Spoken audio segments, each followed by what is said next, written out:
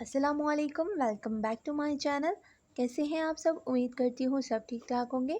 आज मैं आपके लिए वायरल रोस्टेड चाय की रेसिपी लेके आई हूँ कि किस तरह आप ये कड़क चाय घर में आसानी के साथ बना सकते हैं। तो चलिए इस रेसिपी को स्टार्ट करते हैं। बिस्मिल्लाहिर्रहमानिर्रहीम। चाय मैंने 4 कप बनानी है, तो इसके लिए मैंने 3 टेबलस्पून चीनी ली है। बर्तन आपका बिल्कुल ड्राई होना चाहिए, उसमें पानी एक कतरा नहीं होना चाहिए। अब हम इसमें 2.5 टीस्पून चाय की पत्ती ऐड करेंगे। कम या ज़्यादा आप अपने हिसाब से कर सकते हैं।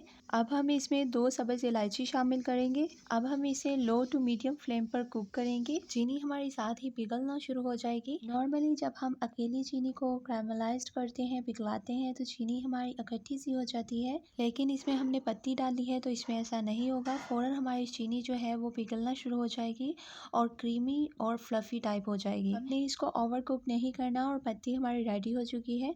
अब हम इसमें 1.5 कप दूध डालेंगे। सारा दूध हमने एकदम नहीं डालना। तो जब हम इसमें दूध डालेंगे तो ये बिल्कुल जम सी जाएगी, आपको लगेगा जैसे ख़राब हो गई है, बिल्कुल सख्त सी हो जाएगी। बट जैसे जैसे आप इसको कुक करते जाएंगे ये बिल्कुल जो है वो मेल्ट हो जाएगी और मिक्स हो जाएगी। ख़राब तब होगी जब हम इसके कैरमलाइजेशन में टाइम लगा देंगे।